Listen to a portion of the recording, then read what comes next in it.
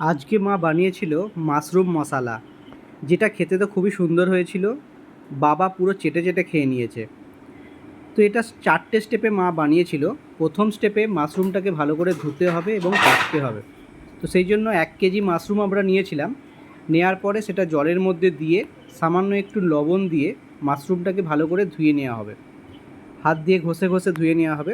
যদি কোনো নোংরা থাকে সেটা বাদ দিয়ে দেওয়া হবে। তারপরে মাশরুমগুলোকে 4 ভাগ করে করে আমরা কেটে নিয়েছিলাম ছোট ছোট করে। প্রত্যেকটা মাশরুমকে ভালোভাবে কেটে নিতে হবে। কেটে নিয়ে তারপরে রেখে দেওয়া হবে। মাশরুমগুলো রেখে দেওয়ার পরে এরপরে আমরা সেকেন্ড স্টেপে যাব। সেটা হচ্ছে মশলা প্রস্তুত। এখানে মশলা প্রস্তুত করার জন্য আমরা নিয়েছি আদা, রসুন, কাজু, পেঁয়াজ, টমাটো, শুকনো লঙ্কা, গরম মশলা। তো প্রথমে আমরা কড়াইয়ের মধ্যে অল্প পরিমাণে রিফাইন তেল দিয়ে তারপরে ওই মশলাগুলোকে এক এক করে ভেজে নেব। তো প্রথমে যথারীতি পেঁয়াজ দেব এবং তারপরে রসুন দেব, আদা দেওয়া হবে এবং বাকিগুলো দেওয়া হবে এবং সবার শেষে টমেটো দেওয়া হবে। এটাকে আমরা অল্প আঁচে মশলাটাকে ভালো করে ভেজে নেব। বেশি ভাজবো না, আর্ধেক মতো ভাজা করে রেখে দেবো। তারপরে এটাকে আমরা গ্রাইন্ডিংয়ে পিষে নেব। মশলা ভেজে তারপরে সেটাকে গ্রাইন্ডিং করে সবজির মধ্যে দিলে তার একটা আলাদা টেস্ট আসে। ভাজা মশলার একটা আলাদা রকমের স্বাদ হয়। তোমরাও বাড়িতে একবার ট্রাই করে দেখবে এইভাবে। এখানে কাজুও দেওয়া হয়েছে এবং শুকনো লঙ্কা আমরা দুটো দিয়েছি। এবার তোমরা তোমাদের ঝাল অনুসারে শুকনো লঙ্কাটা দিতে পারো। ভালো করে উল্টে পাল্টে এটাকে ভেজে নিতে হবে, নাহলে নিচের পাটটা জ্বলে যেতে পারে। যাতে জ্বলে না যায় সেই জন্য এটাকে ভালোভাবে হালকা তাপে আমরা ভেজে নেব।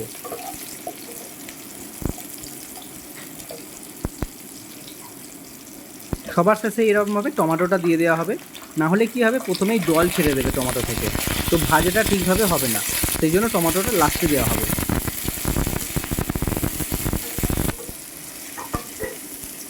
মাশরুম নিয়ে তো বিভিন্ন রকমের উপকরণ বানানো যায়। তো আজকে আমরা যেটা বানাচ্ছি সেটা মাশরুম মশলা। পরের দিনকে আমরা আবার মাশরুমের অন্য আইটেমও বানাবো। তো তোমরা ফলো করতে থেকো আমাদের ভিডিওগুলোকে। আর যদি নতুন কেউ হয়ে থাকো তাহলে অবশ্যই সাবস্ক্রাইব করে দেবে। তো মশলাটাকে আমরা পেস্ট করে নিয়েছি এইভাবে ভাজার পরে। এরপরে আমরা আসবো 3 নম্বর ধাপে। তো 3 নম্বর স্টেপের মধ্যে আমরা ক্যাপসিকাম আর পেঁয়াজ যেটা কেটে রেখেছিলাম আগে থেকে, সেই পেঁয়াজ আর ক্যাপসিকামটা ভেজে নেব। হালকা তাপে ভেজে নেব। পুরো ভাজা করার দরকার নেই, অল্প ভেজে তারপরে এটাকে আমরা নামিয়ে রাখবো। এবং তারপরে আমরা এখানে কি করব, যে আমাদের আগে থেকে কাটা ছিল মাশরুমটা, সেই কাটা মাশরুমটাকেও ভেজে নেব। তো কাটা মাশরুমটা ভাজার সময় হালকা জল বের হতে পারে মাশরুম থেকে। তো ভাজার পরে পুরোটাই আমরা নামিয়ে রেখে দেব। আর ওই জলটা আমরা কিন্তু ব্যবহার করব না, কারণ জলটা বেশি যদি আমরা দিয়ে থাকি তাহলে কি হবে, লাস্টে গ্রেভিটা পাতলা হয়ে যাবে। সেই জন্য আমরা জলটা ব্যবহার করব না, খালি হালকা তাপে ভেজে রেখে দেবো। সাধারণত বাংলায় তো মাশরুম কম পাওয়া যায়, কিন্তু আমরা যেহেতু উড়িষ্যায় থাকি, তো উড়িষ্যাতে মাশরুম অ্যাভেলেবেল থাকে, সবসময়ই পাওয়া যায়। এরপরে আমরা চতুর্থ ধাপে আমরা কি করব, প্রথমে কড়াইয়ের মধ্যে তেল দিয়ে গোটা জিরে একটু দিয়ে দেবো। দিয়ে গোটা জিরেটাকে হালকা করে ভেজে নেব। ভেজে নেওয়ার পরে ওর মধ্যে আমরা এবার জিরেটা ভাজা হয়ে যাওয়ার পরে এবার ওর মধ্যে আমাদের যে মশলা করা হয়েছিল সেই মশলাটা দিয়ে দেবো।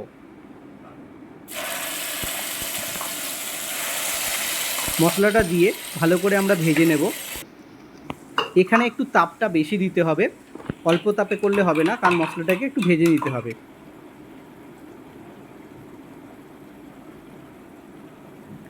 মশলাটা ভাজা হয়ে গেলে তারপরে ওর মধ্যে আমরা এবার একটু নমক এবং স্বাদ মতো হলুদ গুঁড়ো দিয়ে দেব।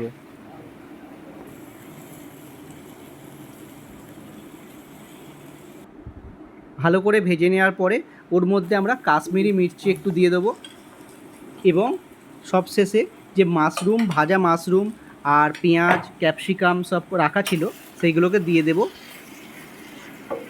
জলটা আমরা দেব না, দিয়ে ভালো করে ওই মশলাটা ওর মধ্যে মাখিয়ে নেব, নিয়ে অল্প তাপে ওটা রেখে দেব।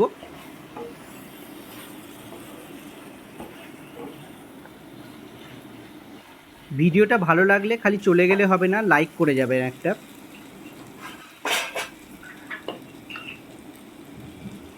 এইভাবে 2-3 মিনিট অল্প আঁচে ভালো করে মশলাটা মাখানো হয়ে গেলে ওর মধ্যে আমরা ওর ওপরে কস্তুরি মেথি একটু ছড়িয়ে দেবো।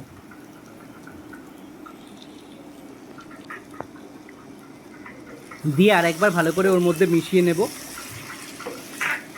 এবং সবার শেষে আমরা কি করব, বাড়িতে থাকা যে ক্রিম, সেই ক্রিম এর মধ্যে মেলাবো। আর যদি আপনাদের কাছে ক্রিম না থাকে তাহলে আপনারা আমুল দুধকে জলের মধ্যে গুলে সেটাও এখানে ব্যবহার করতে পারেন।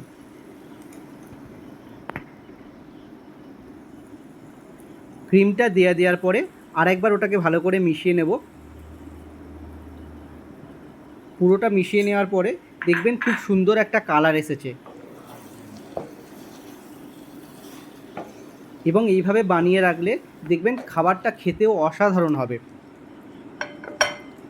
এইভাবে বানিয়ে আপনারা এটাকে নান বা রুটির সঙ্গে খেতে পারেন, ভাতের সঙ্গেও খেতে পারেন, কোনো অসুবিধা নেই।